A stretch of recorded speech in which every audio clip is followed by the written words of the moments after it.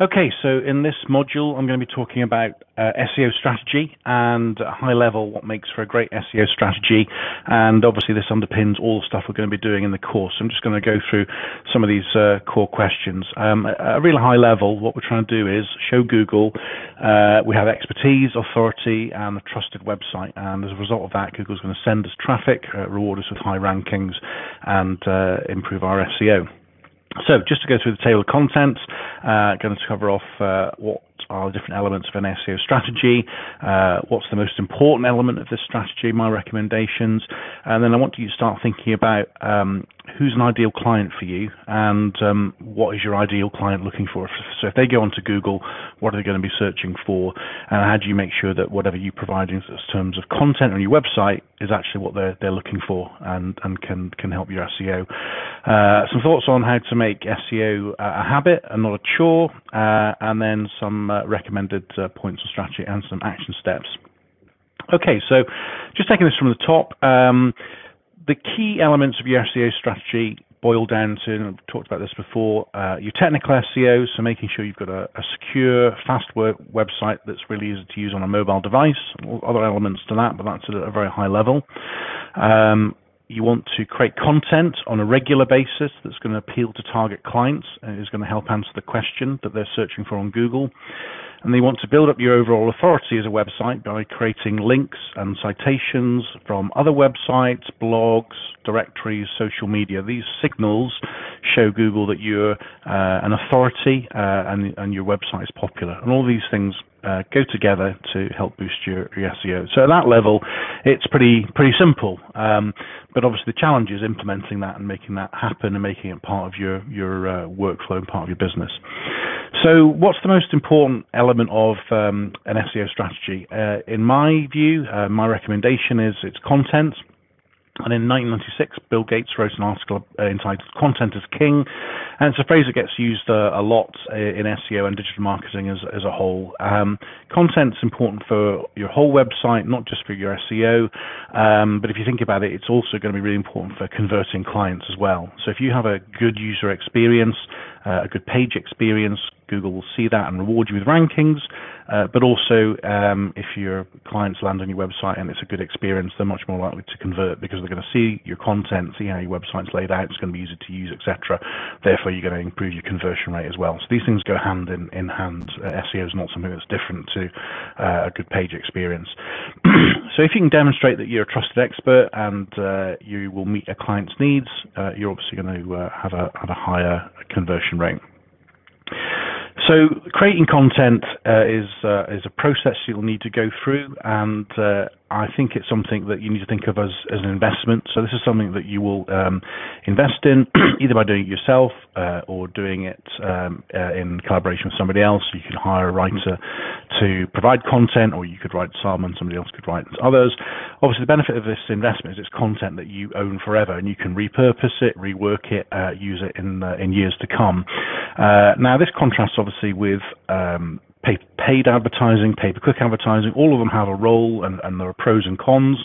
I guess the con of pay-per-click advertising is that it's something that once the person's clicked, you've been charged. Unless you actually get a benefit, then you continue to need to pay. SEO is different. SEO is a longer-term strategy. You can't do something today and have a immediate benefit tomorrow, but it's something that you can obviously build up in terms of your site. On my own wedding photography website that was running a year or so ago, I had well over 20,000 words of content that I built up over time, and that was generating me a large amount of traffic and traffic value, importantly, something like approaching $20,000 a year of traffic value from that content. So that was an investment that was something that I could have left and continued to gain traffic from that. So just to bring this to life, a bit of an example and some of the content. I'm going to use a wedding photographer example here, but it could be any niche, any type of photographer, any type of local business, but I'll just use wedding photographer. Say you're a wedding photographer, you're based in the Lake District. You might want to be seen as the expert wedding photographer in that area, particularly for clients, couples that might be looking to book from outside of the area. A lot of people in the Lake District are who have weddings there love the Lake District, but they don't actually live there, they're coming from outside. So a lot of people are going to be using Google to research their content. So that kind of insight you can use. Then, well, how can I help be the best answer to question of those sorts of people? And this is good because this is where word of mouth is going to be a lot less important than it might be in a local area. So you can benefit on that, and you can make a strategy from that. So if you're a wedding photographer in Lake District, you could say, I'm going to write some content here. It's going to be a guide to the best 25 Lake District venues. It could be your favorite list of Lake District wedding suppliers. It could be how to plan an outdoor wedding. People often like weddings outside in the beautiful countryside in the Lake District. 5 weddings, 5 reasons why Lake District weddings are the best type of weddings. How to plan if the wedding's brained off. The best wedding photographs you've ever taken in Lake District, etc., etc. So that's just to give you some ideas on how you can take one insight about what a client might be looking for, and you can expand on that.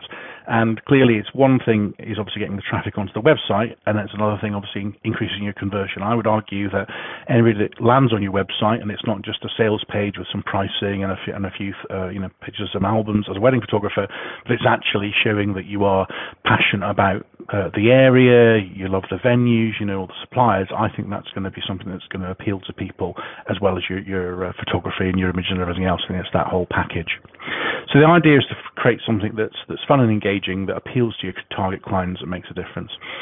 So in terms of what I want you to do on the course is I want you to think about your target clients. So what are the people that are going to be buying from you? Who do you want to appeal to? What are their needs? What are they searching Google for, or any other search engine or traffic source?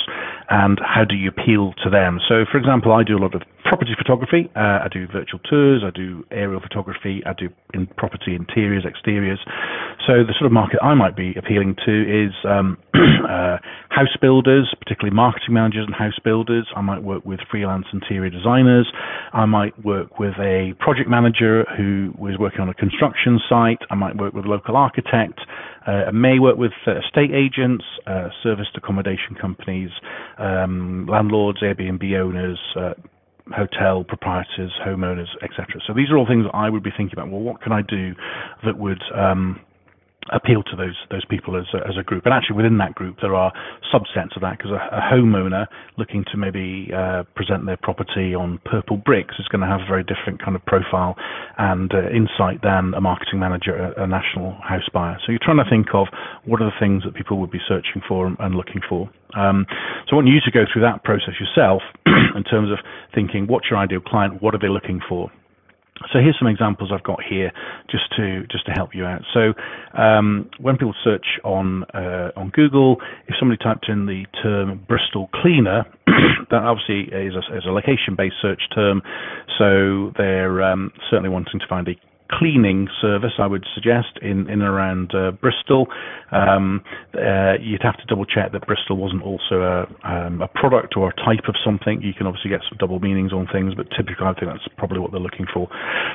Whereas Carndine hard floor cleaner, Carndine's a type of luxury vinyl tile, as it happens, LVT tile, and somebody might be specifically looking for a special type of cleaner for that. Now that type of term is much more, because it's branded particularly, is much more likely to be a product that they're looking for than a service, but it could be both. So again, you need to think in terms of what your clients are looking for, what are they doing, and what do you have to offer that meets their needs. Commercial hard floor cleaner, another example, that could be either a product or it could be a service. So when you do your keyword research, you need to be thinking about topics and how these topics fit into what your clients are looking for. And hopefully you'll have a good understanding of your niche and what people are looking for.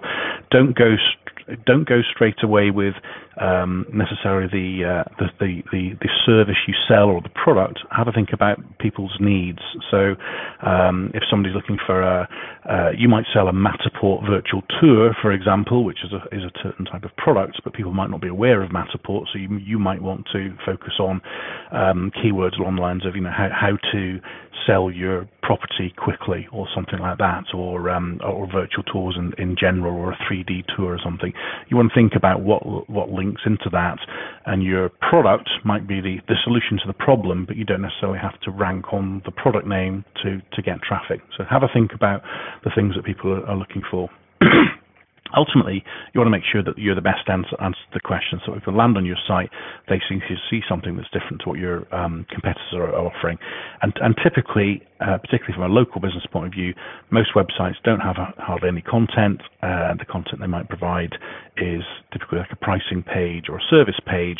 It's not necessarily something that's focused on solutions. So this is something that you can think about in terms of your blog content and your pages and your writing. Try and offer something that's a solution. Try and think about something that is being looked for on Google, and obviously your keyword tools. There are free ones I recommend in the course. There's obviously paid ones as well. That'll help you, give you some insights in terms of what people are looking for. Answerthepublic.com, which I cover later off in the course as well. Fantastic resource and website to give you an idea of what questions people are are asking. I wrote a blog post for my photography website a year or so ago. It was about how much does wedding photography cost, for example, and about 10% of the traffic on my website came from that one blog. Now, most of the people there wouldn't be local, they wouldn't be necessarily a buyer for me, but that actually drove traffic to the website. And then when Google sees traffic, even if it's not necessarily that makes an inquiry, Google sees it as a popular website and rewards you with better ranking. So don't think you only have to write an article for the local area. If you can get traffic on a topic and the keywords around that topic, that's a great way to do it. Okay, so another suggestion is to try and make SEO a habit, and ideally an enjoyable habit. Blogging doesn't come easy to me, and I know it doesn't come easy to a lot of people. And I think if you can think of content or an approach that is something that you find interesting, that you can be passionate about your business and what makes you different, and things that you're doing with your own clients and marketing, that's much more likely to come across as interesting for your readers as well. If you don't want to do any blogging, clearly you can hire a writer in. You can find ideally a professional that can understand your business a bit and write with a bit of more authenticity about your website and business, or you can obviously buy cheaper content, or even use AI content, which is becoming more popular to provide content in bulk. It depends what your market is and what you're looking for in terms of the clients that you're targeting. So in terms of this approach, I mean, the approach I'm recommending here is content driven, but supported by technical SEO and off-page and backlinks. These are all important.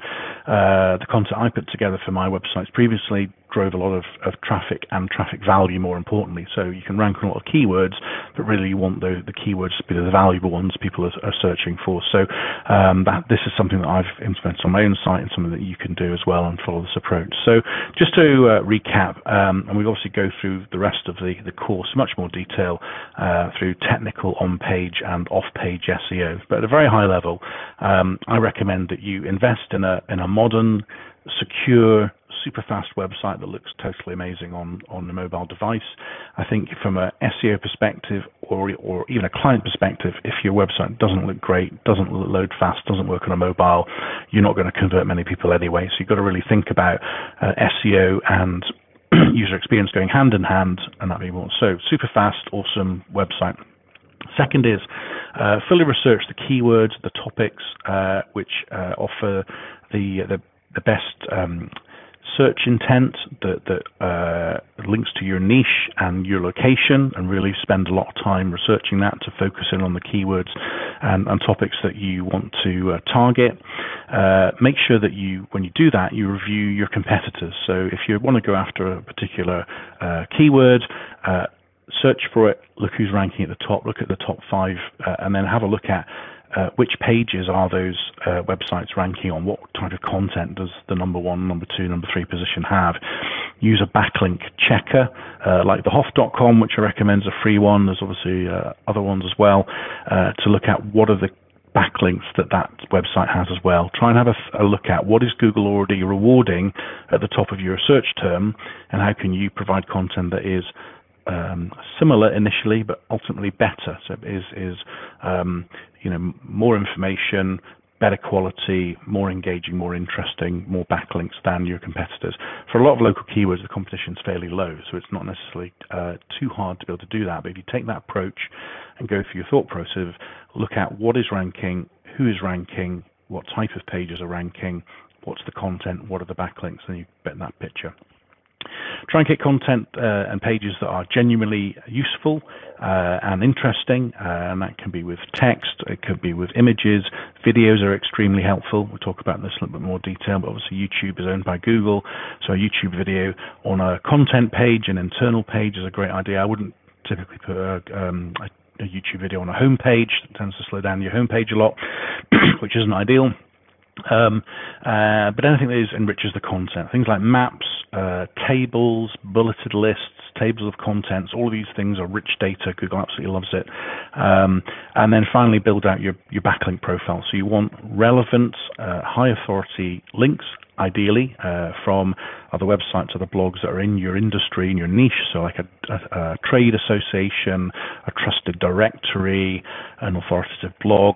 It does take time to build up links, and you might initially want to look at just some general ones. There's a 50 do follow backlinks that I recommend, and is available through a link on this course, just to get you started, but ultimately build that up. But ultimately, these are all the core principles of things that you want to do to build up your SEO. So as we go through the rest of the course, we'll be covering this off in a lot more detail. As an action step, there's a link here to the Webmaster Guidelines, which Google publishes very openly about what it wants to see in order to rank websites highly. And I'd recommend taking a look at it. It just gives you an idea of some of the things that Google wants to see. And I hope that's helpful. Move on to the next module.